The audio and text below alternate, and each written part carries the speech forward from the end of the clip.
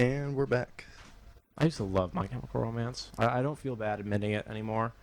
I was young, and You were young. I had read Yeah. philosophy before I knew what philosophy was, so I was just depressed without knowing why. Without meaning. Yeah. Without any kind of in-depth. And angsty. I was Yeah. like existential angst. But I didn't know what existentialism was. Existential angst. What would that be? Like, everything is stupid, man. Pretty much. Nothing's got any meaning, man. It's like the system, like society. It's holding me down, man. So, yeah. Okay. Well, apparently, I wasn't that hardcore when I was Really? a teenager. I wasn't complaining about the system keeping me down. I never wore like. No, I was just complaining about how, like, man, everybody sucks. Everybody's so stupid, and I never smiled in pictures. I always had my arms crossed. Yeah, I never did that. I never smiled. You can't find a picture of me smiling from the age of 11 to probably 17. Good luck finding a picture of me smiling right now. They are few and far between. I don't like them. I don't like the notion of smiling. Well, It's I don't weird. think the first, like, I met you last year. I don't think I ever saw you smile until I started cracking jokes in this room. Like, on our second show was probably the first time I'd ever seen you laugh. It's possible. Laughing's weird, man. There's a whole philosophy behind laughing. You know that? Oh, I'm sure there is. Yeah, like buckets of it. Care to share? I don't know that much. I do know like some psychological stuff behind it. There's the idea that laughing is you laugh when you're safe. So, like for example, let's say someone tells that one joke. You ever heard of a joke called the Aristocrats? No. Okay. Well, I'm not going to explain it here. For those of you who are listening, Google the Aristocrats. It is the riskiest joke to tell. The reason being because you tell this joke and there's nothing funny about it. It's actually not funny. It's just the most Is this vulgar. like a anti-joke? No, it's not an anti-joke. I don't think it's an anti-joke. It's not the anti-climax you get with an anti-joke. It's just like the story goes like this. So a family enters a manager's office, and the manager says, "Oh, you want to have your own circus show or whatever. So what do you guys do?" And the family says, "Well, it's better if we just show you." And then basically what happens is, I'm not going to explain, but what happens is basically the family does like some really like awful, vulgar things depending on how the joke is told. Like it's terrible. Like there's like lewd sexual acts and like violence, and like one of them kills the other one, and it's terrible. And like there's nothing funny about this. It just is like it's just disgusting. It's vulgar. All right, it's total shock value. And the punchline is the manager is horrified at this display. Is what do you even call this act? And the dad or whoever's left alive at the end of the show says, "Oh, it's called the Aristocrats." And the whole joke was quite old, and it was saying that the aristocratic elite was doing these vulgar, nasty acts. But the joke ceased to be funny after that time, and it wasn't even funny then, because it was just shock value. So the whole point of this joke is when you tell it, it's just like terrible shock value. It's supposed to scare you. But why do people laugh when you tell this joke? Because they're awkward. As a defense mechanism? Yes, because it is. It's terrible, and it's like, oh, this is weird. Oh. And then the punchline comes in, and you're like, oh, it's okay. It's safe because it has, it's safe. Everything's okay. It's kind of go along the same lines, like saying when your friends jump out from behind you and scare you, and then you scream, but then when you see who it is, and you laugh like, ah, ha, ha, you're such a jerk, whatever. Exactly. Kind of along the same lines. Yeah. I remember reading something about that, or somebody was just talking about that last week, I think. Were we having this conversation last week, and neither of us remember having it? I do not know. Maybe we think we were having this conversation last week. Oh, don't but get into that. actually, Don't get we into didn't it. exist Stop it. last Stop week, it. and we only existed moments ago. No, and those because we memories have were implanted into us. we have a continuity in our memory, okay? Whoa, What if we don't? We have a very distinct continuity. What okay? if it's fake? Stop it. Okay. We're This This was segues though into a topic we could talk about. You want to talk about aesthetics first, or we can jump straight? I into don't know this? anything about aesthetics, really. Okay. I mean, I can't say I have a very sophisticated taste in art, Okay. and I haven't taken aesthetics. I've never done any reading on aesthetics. I really know nothing about aesthetics. So anything that you have to say is going to be completely new to me. Right, well, let's do an honor show I'm just going alteration to then. for this segment. I'm going to take the role of just helping to carry the conversation. Well, let's wade straight into metaphysics then, because aesthetics is better talked Wait, about. metaphysics. Metaphysics. Mystics. Metaphysics. Metamystics? Meta. I can't. That's joke is just like joke block. I'm so meta, even this anagram. I'm so meta that I'm. What? I'm so meta, even this anagram. You know what an anagram is? Yeah. I'm so meat. Meta Oh. Okay. Okay. is meta. Ha ha ha ha ha. Oh, ha, okay. ha. Yeah. I'd say you could say that. No, not really. Okay, never mind. Doesn't make sense. I don't get it. Okay, you're talking about aesthetics. No. We're gonna talk about metaphysics. Okay, Yes, I'm just- okay, metaphysics. We're talking about metaphysics, and that can be completely open-ended. Yeah. Because next week, aesthetics, we can literally spend weeks on aesthetics, and We can literally spend weeks on one paragraph of anything that any major Western philosopher wrote in the last 500 years. Yeah.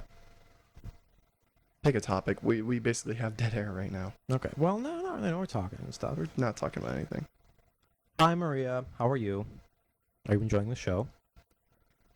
That's right. We're talking to you. That's right. Hello. She won't be able to hear this for another 10 seconds. What? What? What did you want to talk about? You're killing me, dude. I mean, I have things I want to talk about, but we're not there yet. That's not until later on. What would you like to talk about, Bill?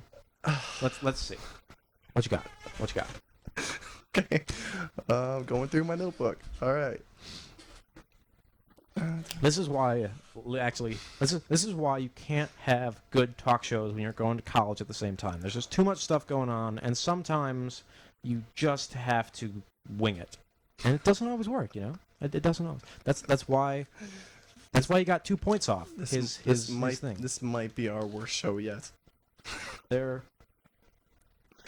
have to be worse ones. Okay, Spinoza. All right. How about that guy? Okay. Well, let's talk about Spinoza then, starting from the very beginning. All right.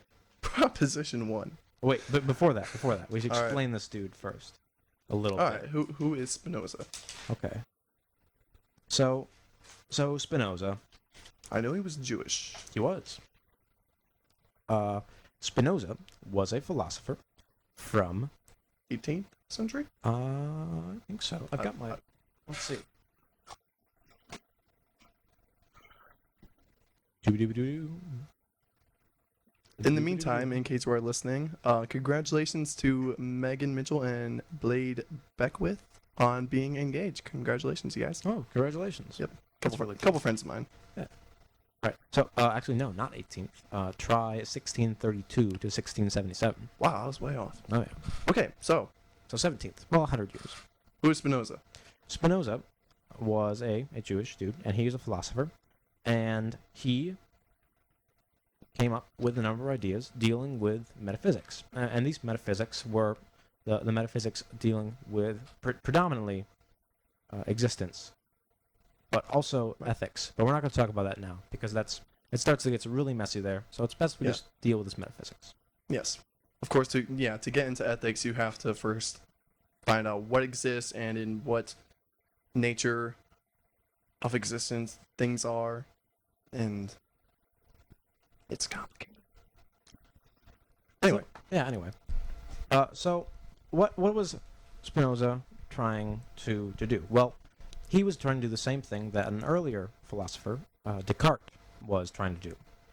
And the both of them were trying to show that things are there, either as we see them or something along those lines, and explain the way they are and how they came to be and what they are made of. You know? Right. So, sorry. no, after you, please. I was gonna say, and he mainly does this by with like three key definitions that should be defined here. I don't know if you have them written down so that you can explain them better. But substance, mode, and attributes. Okay. Those are pretty. Those are basically the three main definitions that you need to know that comprise basically all of existence. I guess you could say.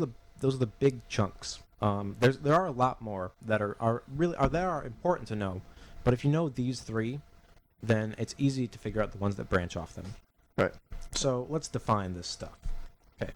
So straight out of the book, it's going to sound meaty, and we're going to wade through it, and we're going to help you guys understand it.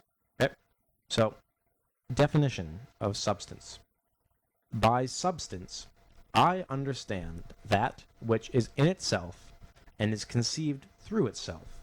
In other words, that the conception of which does not need the conception of another thing from which it must be formed. So in layman's terms, basically, I guess you could say the root of a thing. Like something that is not made of something else. Something that is, I guess you could say, the original cause and original thing, So something so to that speak. I could have done a better way of explaining that. it is a really it's a very abstract concept, Yeah. and it is. I'll be straight up honest. Hence metaphysics. If Yeah. it was regular physics, well, we wouldn't know what we're talking about for one thing. Well, yeah, that's true. Yeah, yeah. But I mean, there is a distinction between regular physics and metaphysics. You know, Mhm. so metaphysics is Conceptual. yeah to a certain extent. Right, There's definitions on definitions here, and it's Mhm. best we focus on the meat and potatoes. All right, so we have substance. Yeah. Basically, what all things are made of indirectly, I guess. Not necessarily indirectly. Here's Okay. Here's the problem. That when we're defining terms, it is very complicated to do so, because definitions have to be exactly what you mean, otherwise you fall into the trap of having having multiple meanings. Right. Equivocation is what we call it. Mm-hmm. So, by substance, I understand that which is in itself and is conceived through itself. I think just after that, repeating that definition, we lost half of our No, listeners. not necessarily. I'll check this apart the best I can. It's not going to be exact. I'm no professor, but I will do the best I can to help you guys understand this. So, by substance, by this thing, it is in itself. So it is by its own nature. It exists as it is a standalone thing. Like it's not made out of something else. It's not derived from something else. Yes. Basically, everything you see around you, everything in this world is derived from something else. I guess you could say. Yeah. Right. So, what is a mode or a modification? By mode, I understand the modifications of substance, or that which is in another thing through which it is also conceived. So basically, a mode is a substance that has been modified in some way. How do you mean modified, Bill? I honestly don't know. Okay, well, let's try to break this down. Well, I mean, like it's difficult because it's very difficult to give an example of a substance. I mean, unless we were to jump ahead in our discussion, then according to Spinoza's argument, the only substance that exists is God, and all things are modes, are modifications of God, which is not pantheism, Wait, but don't panentheism. jump I ahead know yet. that's Don't jumping jump way ahead. ahead. Don't That's jump jumping ahead. way Don't jump ahead. Yeah. Spoiler alert: Spinoza was a pantheist or a panentheist, I guess. Wait. Okay, I jumped way ahead. The gravy train has not reached its final conclusion. Okay, Alright. so we have like a vague idea of modes, attributes. But still, we have to understand mode a little bit. If we're gonna get We're that deep into it, then like this is gonna be the entire show. It's just trying to define our terms in ways Not that yet. we can understand. We them. can do this. We can do this. Okay. So mode, it is a modification of substance. What do we mean by that? Okay. So you have your substance. All right. So it's a thing that exists, or a thing that is rather. That it's not exists. caused by other things. Exists in and of itself. Yeah. That is the technical term for it. and it sounds confusing, but this substance, this thing that is there and is not composed of other things or is caused by other things. Let's hold the train before caused by other things, but it's not composed of other things. It is the. It's not caused by other things either. Wait, a motor or something? We still have Okay, yet okay. to prove that. Right. But it's a thing that's not that is not made of other things. It's the original soup that stuff is Right. made out of. It's the base. And it exists prior to its modifications. Yes. By So, its nature, yeah. so the modifications then of a substance are the ways that it expresses itself. Okay? So a substance can be modified almost like Play-Doh can be modified. Okay? So the modifications of substance are the ways in which the Play-Doh can be formed, can be shaped. That's a short way of explaining it, but it works because the Play-Doh exists before it's turned into a Play-Doh dinosaur. Right. Like the essential essence of the Play-Doh, which is more than just the Play-Doh itself. Yeah. So the modifications, there can be a lot of modifications to a substance, and the substance does not necessarily change. Now, what doesn't change about this substance? That brings us to the next definition, which is attribute. Attribute. Used in the sentence. Used in a sentence. Well, here we go. By attribute, I understand which the intellect perceives of substance as constituting its essence. Attribute. Attribute. Okay. So what does that mean? An attribute is the essence of a thing. Now, what do we mean when we say essence? Well, essence is an old philosophical term. It's been hanging on for quite some time. And basically, in a nutshell, it is the thing, something about a thing that makes it that thing. So if we want to get into like pre-Socratics, that's basically air, water, earth, and fire, basically. Sort of. Not Well, but really. elements were kind of understood in the same way as essence.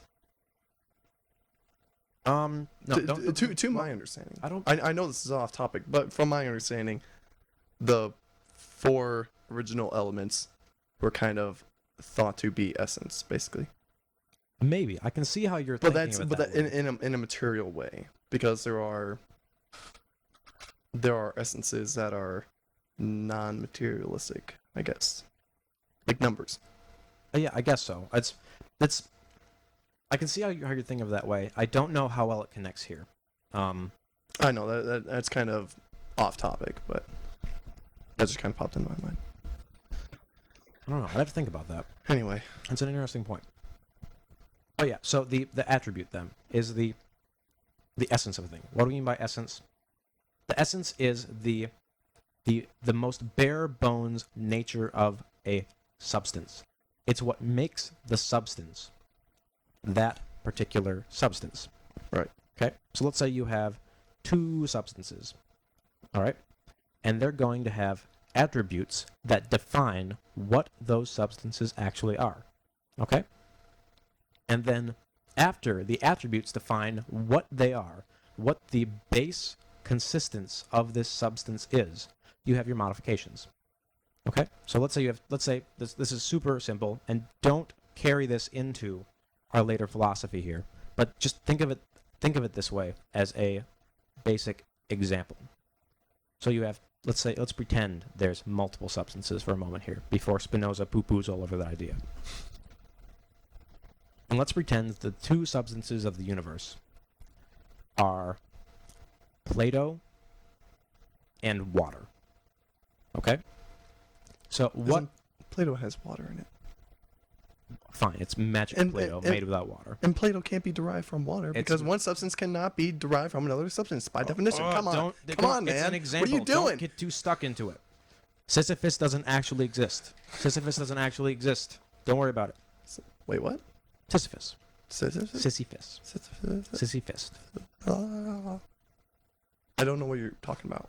Define, I'm saying don't get too stuck in define your terms. in the exact example. Sisyphus is a Greek mythical figure. Oh, Yeah, okay, like never Cameron. mind. Yeah. Okay, never mind. Yeah, don't get too stuck in the exact nature of the analogy. Let's pretend these are two entirely separate things. Play-Doh is the most base, like, substance you can get, and then water is the other one. Or say, fine, water and fire, if you want to go there. There we go. Two substances, water and fire. Let's say that those are the two substances. Well, what is the attributes of these two substances? Well, let's say that the attribute of fire is, I don't know, is heat, I guess. The attribute of fire is heat. And the attribute of water is that it takes up physical space. Okay? Now, these are just examples. Don't take them too far. Just try to use this as a means of thinking about And granted, what these terms all mean. And granted, those are also probably pretty bad examples. And hear me out, because for one thing, fire does take up physical space. Does it? No. Well, let's. Yeah. So they're just examples. Yeah, Don't take them too because far. Air, but that, and also you could break those two things down into an even simpler substance and say energy. But we're thinking like they're not. But that's You can't, also- though. It's but- just examples. Yeah. Man. Just examples. You have to talk about these things abstractly, which is why Spinoza, when he's writing this, is completely avoiding giving specific examples. Yeah. Because when he's talking about the most basic substance, a word does not necessarily exist for what he is referring to. You can't Like, think of he an can only example of something. He can only talk about like comparing substances abstractly. You know, it's like, essentially. but like you It can't, requires but, some yeah, mental but like you elements. can't put like a physical label on to like have an image in your mind of like what specific substance he's talking about. 'Cause that's like physically holding the number 8. You know, it's you can only talk. That's also It's bad the example. same deal. Although it's hard to do, but just roll with us here for a second. You know, and these are your examples. These are how we're trying to understand it. Again, I'm stressing this. We're both stressing this as hard as we can. Water and fire are not the two substances. They don't have those two attributes, and they don't have, you know, the different modifications. But if they were, this is how you would be thinking of these things. Okay? Right. This is metaphysics is tough. Right. And then the modifications then of these substances. So like fire, maybe the different colors of the fire.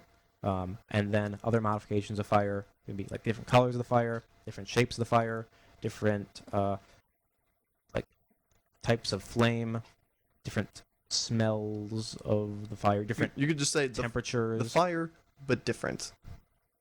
So there's a number of like different modifications. And the modifications of water, ice, steam, as a liquid, color, taste. All these things are different like modifications of the water. So there you go. The three different definitions. Right. Substance, the most base element of a thing. Right. And these examples are meant to be taken metaphorically, Yes. basically. I think that's kind of what we were getting at. Attributes, the defining essence of a thing, the essence being the thing that makes it what it is, You and could say like mode. the chemical structure of water, H2O. That would be like its attribute. Don't take it too far. Let's stay away from science here because we're metaphysics.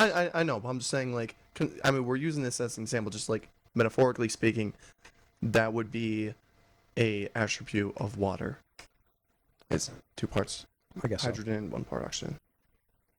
And then the modifications, the changes, the different forms or ways that substance can exist, or you can view it as. Okay?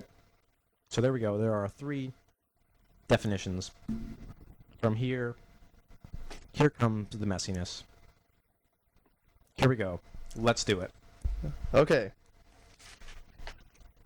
If 2 things have nothing in common with one another, they cannot through one another be mutually understood, and therefore one cannot be the cause of the other. Wait. Proposition number 3. Still a lot of stuff. A lot of stuff. Lots and lots of stuff. Oh my goodness gracious, so much stuff. So much stuff, or is there really only one stuff? All things Spoilers. are the same stuff. Yeah. Spoiler alert, all things are one substance. All right. So first off, substance is exists before its modifications. All right. Let's this try to is avoid. Let's try to obvious. avoid redundancy now. Yeah. No. So that's obvious. We've already said this. It's obvious from the definitions. Right. Yeah, most of the things that Again, one pertain more to the time, argument here, why- they're all self-evident truths. You Yeah, know, they're well- axiomatic. Yeah. So why can't you have modifications before a substance? Well, what are you modifying then? You, have no you can't substance to change the modify. substance before you have the substance. Okay. And then second, if two substances have different attributes, they have nothing in common with each other. Again, this is pretty self-evident. Basically, the attribute is the way we are able to define the substance from our own intellect. Let's terms, dude. Terms. Everything's gonna get scary here real quick. Well, it's just basically saying like it's by attributes. It's almost like the definition of that substance. Mhm. You know, like the substance comes first, but kind of like the same definition can't apply to more than one different thing. Yes. You could say it like that. The attribute is the definition of the thing. The thing is the substance. Well, let's But also, things can have more than one definition. don't jump ahead yet. Okay. 'Cause we're still here with our two substances. Yeah, but I don't want us to take up the entire show. That's why I'm kind of trying to rush it. Well, once we get like this bit, because we have to like show some quick stuff first, then Okay. we can jump ahead. All right. So two substances have different attributes. They have nothing in common. Well, why? Because they have two different definitions, two different things that make them what they are at their most base element, and that's all they are. So they have nothing in common besides. No, they have nothing in common at all, because their definitions are totally different if Mhm. they have two different attributes and they're two different substances. Okay. And then we need to. So what he's trying to do here is show that there.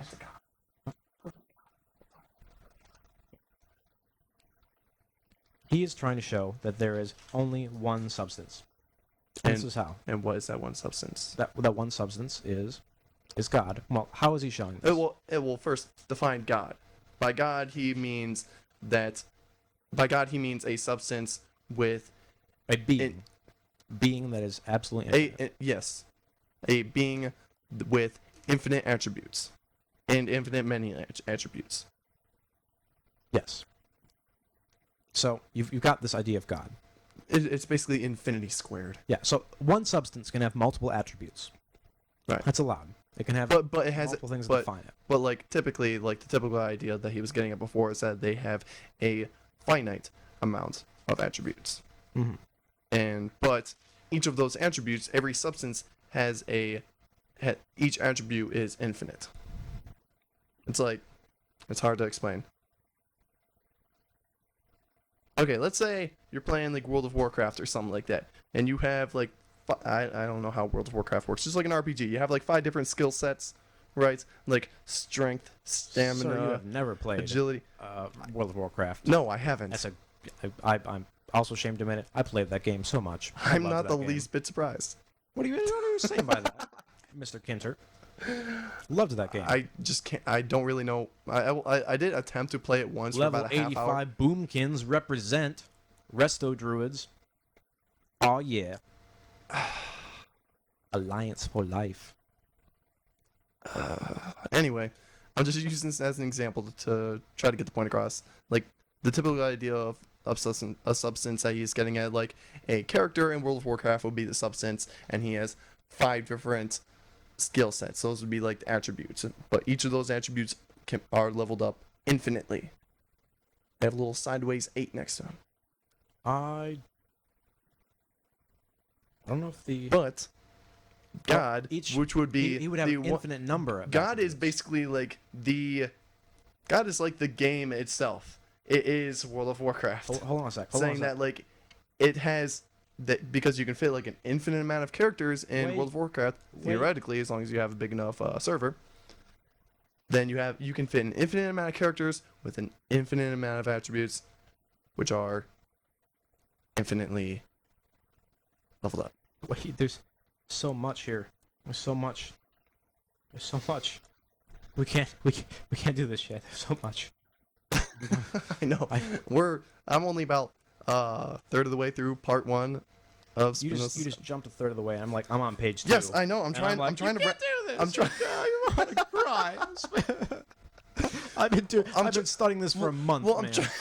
I know. It feels like we're not really doing it justice by trying to sum up a month of hardcore studying and attempts at trying to understand what the heck this guy is talking about. We've spent so many hours reading this guy, and we're not doing it justice at all by trying to explain Well, it. we can do this. We can jump ahead, but Alright. not just yet. There's a couple more things we got to show real quick before we go on. Because keep in mind, we're gonna be reading Spinoza probably for the rest of the night, both of us. For the rest of our lives. No. Yes. Anyway. You want to be a philosophy major, Bill? Spinoza's your big daddy. Dude, you're getting weird, man. All right, so here we go. So these things have nothing in common. So the two substances. Way back to the substances now. They have nothing in common. They can't cause each other. Why? They have nothing in common, so they can't interact. There's no reason for them to interact. Okie doke. Yes. All right. Now here we go. In nature, there cannot be two or more substances of the same nature or attribute. All right. This is a big question. This is a big proof. This is big. Why? Well, it's really, it kind of makes sense. So why is this? The reason is that we're talking about these substances, okay? So the attribute is the definition of a substance. So what if you have two different substances with the same attribute? That would mean that there's two things with the exact same definition. That's silly. That would be a contradiction. So they can't be separate. They have to be the same thing. Okay? So in nature, nothing with the same attribute can be a different thing. Here we go. Remember we talked about God and we said this being with infinite attributes? It has all of them because God has to be infinite according to the idea that we have of God. By definition, that's what he's playing with. The standard definition of God as being a infinite being with infinite qualities. Exactly. Now, here we go. Here's the big one. It pertains to the nature of substance to exist. Messy. So substance is this thing that we have. Basically saying that substance causes itself. Yes, it has to, because again, no substance can be the cause of another substance. Because they're totally the different. substance has to come from something, and it can't come from another substance, and there's nothing more basic than a substance. It doesn't get broken down any further, and therefore the only explanation is that It causes itself. It has to cause itself. It necessarily has to exist Yes. because of its own quality of existence. Substances must exist. Ba-ba-boom. And by the general idea of God is saying that the general idea of God is that is the creator of all things. So the argument here is that God is the ultimate substance, but it is I guess you could say the creator of all substances, and because nothing can come from another substance, that means that God is necessarily one substance, and that all things exist as modifications of God, which is the belief of pantheism. Yep. Pantheism, define your terms, is the belief that basically that everything that exists is God. But that's not necessarily what Spinoza is saying. He's actually talking about panentheism. Before we do pantheism, No, just let me gotta finish. cut you off here real quick. No, I'm just saying, in panentheism, that's saying that everything that exists is derived from God, is a modification of God. That's what he's advocating here. It is. But what does that mean that it's a modification of God? It's derived from God. It's derived from the one substance, and the one substance is God. Okay. So, again, why is God the one substance? Because God, by definition, I feel like I'm being quizzed right now. Because God, by definition, has infinite amount of attributes, and because all things are modifications of a substance, and substances cannot be derived from other substances, And since the definition of God is an infinite being with all attributes, an infinite amount of attributes, that means all things must be derived from that one substance, which is God. Because all things have certain attributes and they cannot get anywhere else except from one substance. Okay, so let's break that down. So all of our non-metaphysical. Man, you threw me on the. Oh, you threw me on the spot there. How'd I do? Not bad. All Not right. bad. All right. So again, we need to break this down a wee bit more. Okay, we have 1 minute. I really want to move on to another segment. Descartes. No, Watts. Watts. Oh, okay. Watts. Yeah, remember?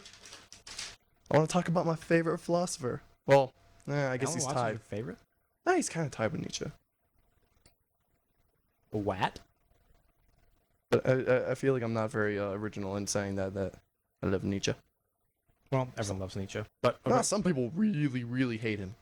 Mostly because of the whole God is dead thing. quick breakdown. I mean, the guy was a self-proclaimed Antichrist. Okay, and remember that for Spinoza, God is a term.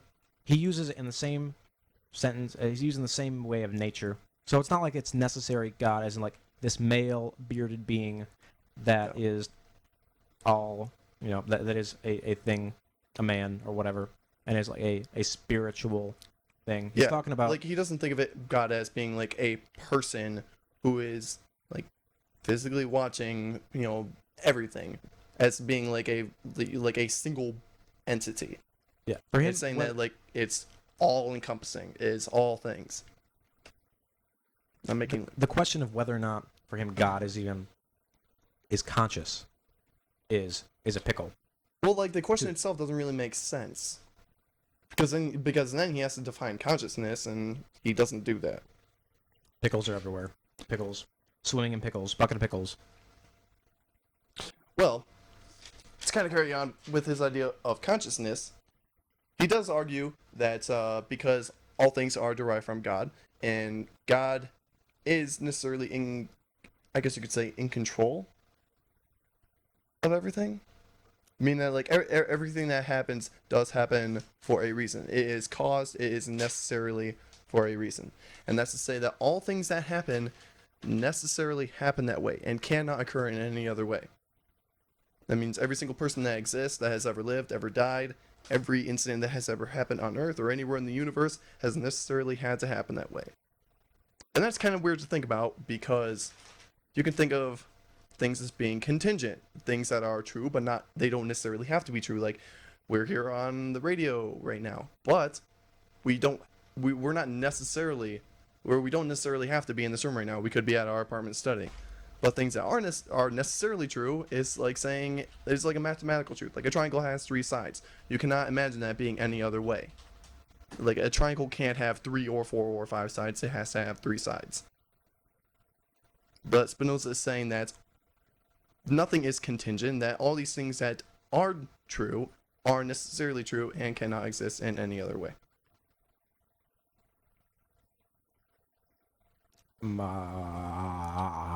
And that brings up the whole debate between free will and determinism, which it's an endless debate. And doesn't Spinoza argue for free will? Oh no. No, I thought you were saying no. That was that was Descartes. That's Descartes. Yeah, never mind. That's his big contradiction with Descartes. One of them. Mm-hmm. So yeah, again, Spinoza in a nutshell. What do you guess you can know is that he thinks that substance, this thing that exists as is in itself, there's only one of them, and it's infinite because there can't be any other way for there to be more than one substance because that would be a contradiction. So there's one, and he calls it God, and everything is this substance, and everything else, everything that is us, trees, thoughts, are modifications of this substance. And that is what reality is. Everything is one. And that is a great segue into Alan Watts. First, let's take a break. Into Buddhist philosophy. Let us take That's a break. what I'm talking about. All right. We are taking a break. All right. Here we go. We're just going to play a song. We will be right back. Memory And Boy. I promise we're done talking about this incredibly complex, abstract, boring crap. Ugh. Ugh. It's stressing me out just talking about it, because we're basically, as we're talking about this, we're pretty much we're basically studying at the same time by trying harder and harder to get these concepts down. Oh, whatever. All right, here we go. Things Here's that a song. we all need to know. We all need to know. Memory Boy. Memory Boy. We're gonna take a little bit longer of a break here. Let's call it a good 2-song break. 2 songs? Okay. All right, we'll be back in 2 songs. Memory Boy, and then Neil Young's Clementine. Thanks for listening. Okay, and we're back. Hey, how's it going? All right. So, I have a little clip here. I have it on my phone. I'm going to try to play it over the microphone. We're going to see how well that works out. But this was actually the first lecture that I had heard from Alan Watts. I heard it. It was posted on Reddit over the summer. That was how I found it, and absolutely fell in love with his lectures. Like I don't know, they kind of give you hope a little bit. It's kind of weird to think about, because in this lecture particularly, he's talking about the concept of nothingness. You know, like the fear of, you know, like say a lot of people are afraid that when they die, then that's it. That, you know, like say like if people believe that there is no afterlife or anything, that after they die, then that's it. Then that's just nothingness.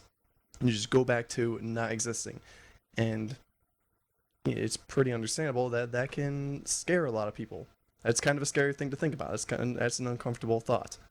And what he's trying to say here is it doesn't have to really be a scary thing to think about. It's kind of beautiful in a way, almost going back to non-existence, because everything that does exist, well, it didn't always exist.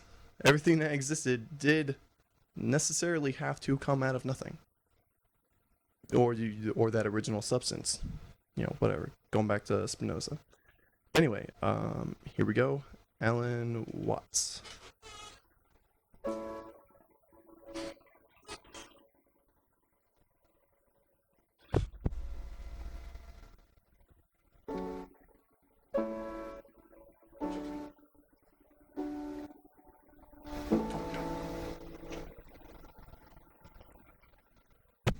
So if you really go the whole way and see how you feel at the prospect of vanishing forever, of all your efforts and all your achievements and all your attainments turning into dust, nothingness, what is the feeling?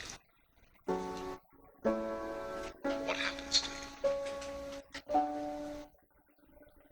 It's a curious thing. The most real state is the state of nothing. That's what it's going to all come to.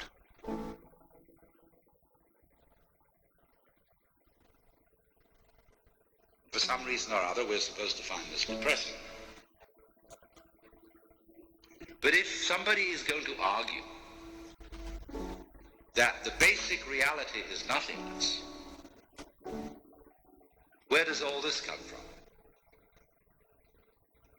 Obviously from nothingness.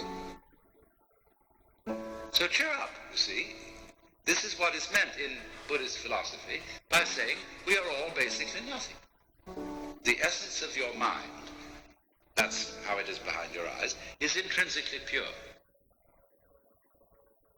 The pure doesn't mean a non-dirty story state of mind, as it is apt to mean in the word purity. Pure means clear, void. So you know the story when the sixth patriarch was given his office as successor. Because he was truly enlightened, there was a poetry contest.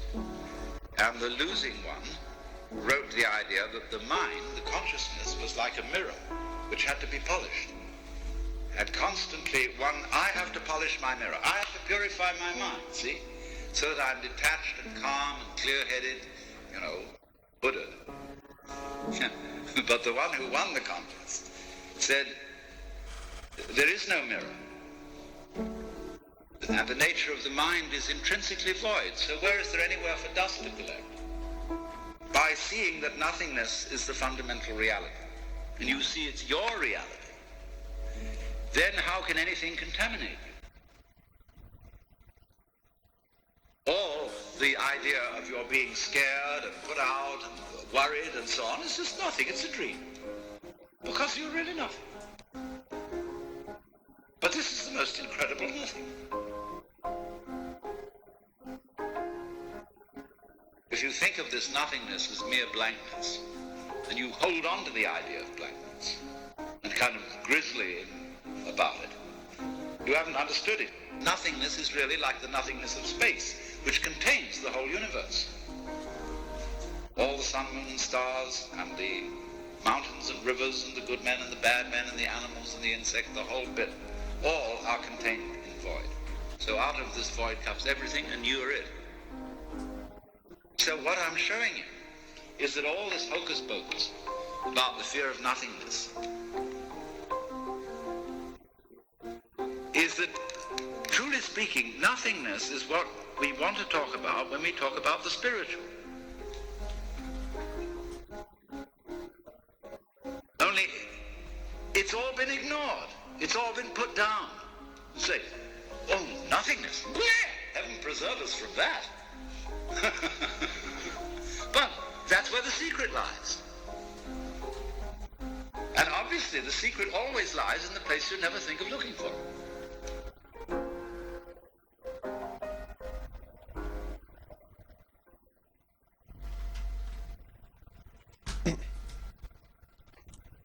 Okay. Wow. So what did you think? You know, Alan Watts, I had not heard any of his stuff before. I really recommend you check it out. I like it to a certain extent. Mhm. I am of course dubious going into it. It's not what we're used to. I mean, because the majority of what we learn, what we talk about, is all Western philosophy, which is very, very analytical, very like structured, I guess you could say. Well, some of it. I mean, there is the continental tradition that I'm from. But this is, I don't know, this is something completely different that we're not really used to thinking about. But in a way, it kind of does tie in with what we were talking about earlier, that, you know, with Spinoza saying that all things are God, God is all things. What's saying that all things, specifically what he's talking about here, is saying that all things exist within nothingness. Like, let's say, like, when he was comparing it to space. Like, the entire universe, the universe technically doesn't have an edge, but there is a point where if you go any further, then there is no matter, there is no energy beyond a certain point in the universe. But the universe is constantly expanding, right? Sure. But beyond that point, beyond the farthest particle that we can fathom, what is beyond that? Nothing. It's not like a wall, it's just nothing. But it doesn't make sense to try to define, well, how far does that nothing go? Because we can't compare it to anything else. You know, you can't really, like, you can't define how big is space. But everything that does exist exists within that nothingness. Not just within nothingness. You know, It is nothingness, basically. Look at it at an atom or a molecule. Look at an atom or a molecule. And you look at these, and what does an atom consist of? Your proton and your neutron, your nucleus, and then electrons around outside it. Right. But the total area that the atom is made up of is mostly empty space, like 99% empty space. Probably more than that. More than that. It's an unfathomable amount is nothing. Mm-hmm. Is this And, like, nothingness? what is in between, like, the electron and nucleus? Well, I mean, technically there's, you know, Electrons everywhere. Well, That's there's, something like, that. It's I mean, there's technically, like, you know, radiation going on, but at a certain point, like, where there is no radiation, there is no energy, where there is no matter, there's nothing. That's kind of weird to think about. The concept of nothingness is, it's mind-boggling. But at the same time, I love it. Like, it's weird because, like, when you like what he was talking about, what you generally think of nothing, it's depressing. You know, you think of it as being cold, dark, void, like just staring into an empty abyss, you know. And that's kind of like how I've been feeling lately, of just staring into like an empty abyss, you know, like I've been freaking out about, you know, what I'm gonna do after college lately. So I've been like worrying a lot about like the future and whatnot. And what he says that all of your worries and anxieties and all these things, they're really nothing, because ultimately you're nothing. You know, eventually you're going to go back, like before you were born, you didn't exist, and eventually you're going to go back to not existing. But that doesn't really have to be a scary thing, I guess. You know, I don't know, it's just one of those things that, like, I almost can't really put my thoughts into words, but it really does just make you think. It makes you think about things that are bigger than yourself, I guess. You know, like, that's usually what like, if I'm feeling really troubled, really stressed, if I'm depressed or anything like that, I think about things that are beyond me, concepts and ideas that are bigger than me. Because when I think about those bigger things, I realize that all the things I'm worried about, those don't really matter at all. And that's honestly what gets me through the week most of the times. have you? Well, he reminds me of another philosopher, and one whom, honestly, I have a space that is he's very close to my heart for a number of reasons. I to a certain extent like him better than Nietzsche, like him better than Schopenhauer, or Socrates or Plato. Any other philosopher I've ever read, I have to a certain extent more respect for this man. Have you ever heard of Albert Camus? Well, you've mentioned it before. And I absolutely love. Yeah, I love him too. Camus had this idea of in philosophy that's called absurdism, and absurdism is another means of dealing with the problem of nihilism. And again, just to define my terms, nihilism is the idea of nothingness, nihilos, nothing, the nothingness. That there's no point, no meaning, and thus no hope. Exactly. It's depressing. It is depressing. It's the epitome of depression, basically, and it sucks. It is. I exist as a nihilist out of choice, because I want to come up with my own explanation for dealing with nihilism. I'm not satisfied with other ones completely, and I feel that I need to exist in a state of nihilism to be able to understand it, because all of the philosophy that deals with nihilism runs away from it. To understand the nothingness. To a degree, yeah. And it's... I guess now that I think about it, like, in a sense, nihilism isn't... It's not necessarily... It doesn't necessarily have to be depressing, I guess. No. And that brings about, I mean, of course, existentialism. Mm. That there's nothing necessarily there, but humans have the ability to define it and add to it. Right. Camus often been called an existentialist. He would disagree with that. He's sort of in that vein. I think pretty much like any existentialist philosopher would deny being an existentialist. Maybe. A lot of them did. Okay. Well, anyway, absurdism. Absurdism. Okay. So absurdism for Camus is this idea that humans, more than anything, the driving force to humanity is our search for meaning. And ultimately, that's it. There's a comic I saw a couple of years ago on the internet. That was a picture, a couple little frames of a figure with a hole in his chest. And it's playing, well, some people like to fill the hole in their chest with religion, with food, or with booze and drugs, or with stuff. And then it ends the comic as a happy ending. Well, I like to run through the field and hear mine whistle in the wind.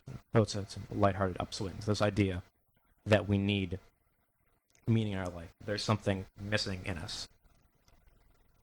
And to a certain extent, there is. You know, when you think about it, what does every religion offer? They try to attempt to fill this void that is believed to be in our lives, that there's something lacking. With I mean, generally they fill it with answers. Like Yeah. I mean, like religions, they form on the basis of we have these great metaphysical questions. What is existence? Why are we here? What what is meaning? All these great things, and religion stands to answer those questions. It does, and it tries. Yeah. And to the credit of many religions, some of them do an adequate job, Yeah. or a great job, what have you. Mm-hmm. But the question still remains that they're still there, and sometimes Yeah, the questions are always going to be there. Yeah. yeah. And what if sometimes religion doesn't fill some of those answers, and for Camus, religion didn't. So there's this nothingness. Religion, it can't do it.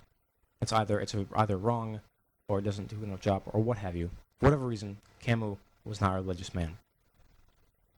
And this driving question that is central to us for him, and for me as well, and for other people.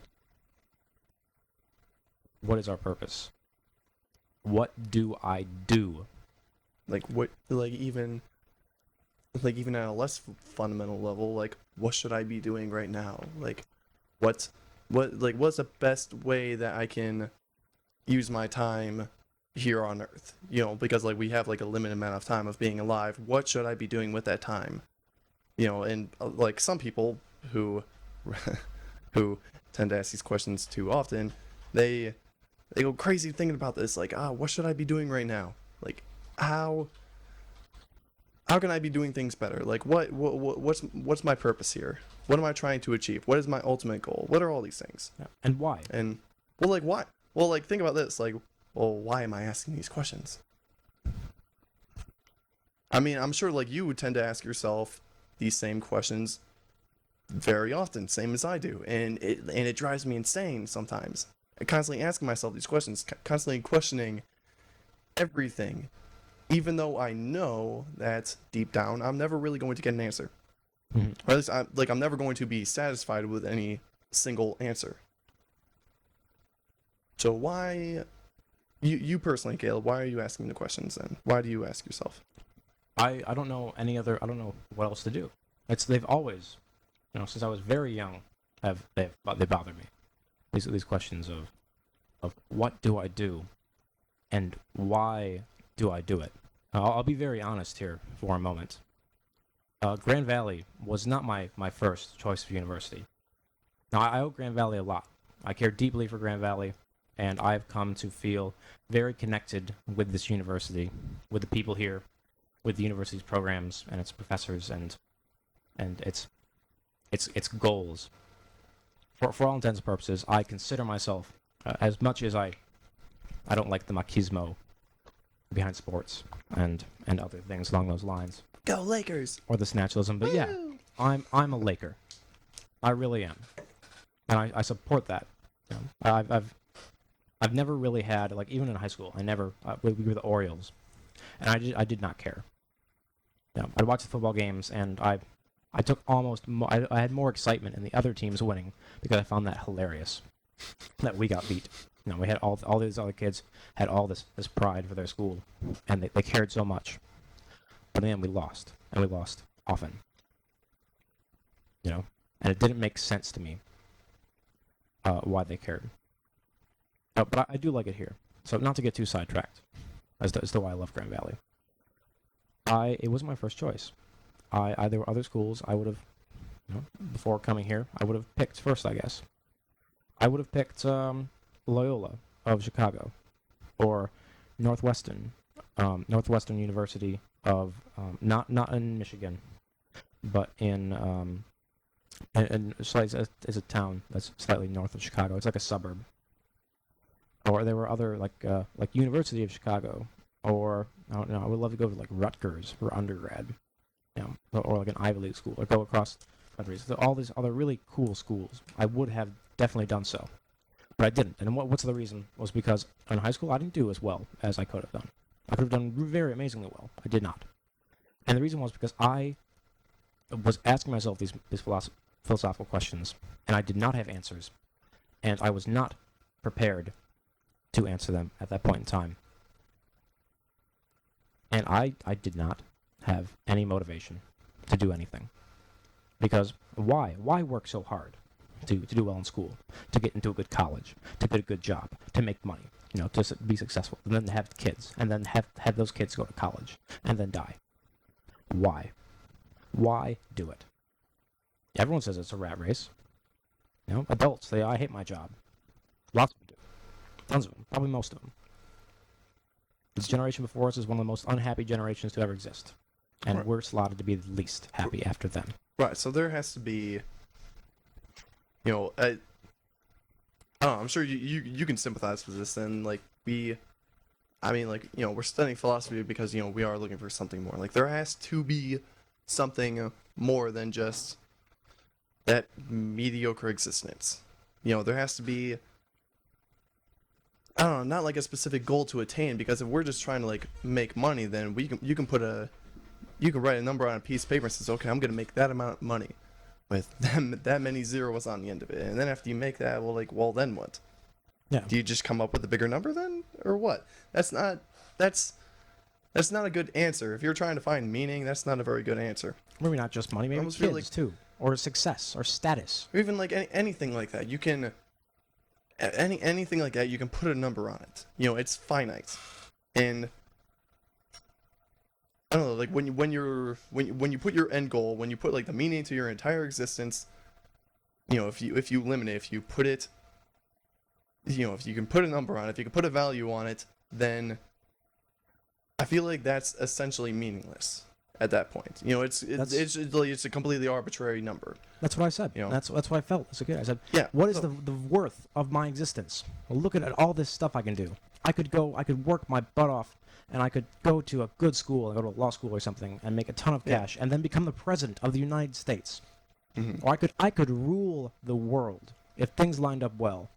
I could have the potential to do whatever. But then what's the point of ruling the world? I mean, because Exactly. you're king of the world, you can do whatever you want, but then, well, who cares?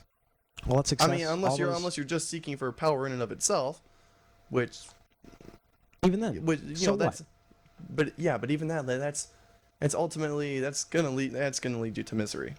Like you're going to, if you give yourself that answer. Because, like, that's not an answer that's given to you. Like, if you seek these certain things, you are coming up with that answer yourself, and you're saying, like, okay, that's going to be my goal in life, to do this, to accomplish that, to be that successful, to make that much money, whatever it is. But I'm gonna go ahead and propose an alternative to that. Say, like, I mean, I would. okay, so we have these questions. We have these big metaphysical questions that we come up with an answer for. We What if try. say? Well, yes. We give an answer, and we will wholeheartedly believe that answer. And we will, pursue to fulfill it completely. Well, here's the problem for me and for Camus. Well- Was that I did not. I looked at all those answers, and he looked at all those previous answers, and he said, "So what?" Right. And so what I'm going to say is instead of trying to find an answer, instead of trying to find this absolute truth, this absolute meaning of the best way that we can live our lives to be the most successful person that we can possibly be, don't worry about necessarily finding the answer, but always keep looking for it, I guess. Like keep looking for the answer even though you're never going to find it. Because, well, frankly, the answer probably doesn't exist. And that, like, the whole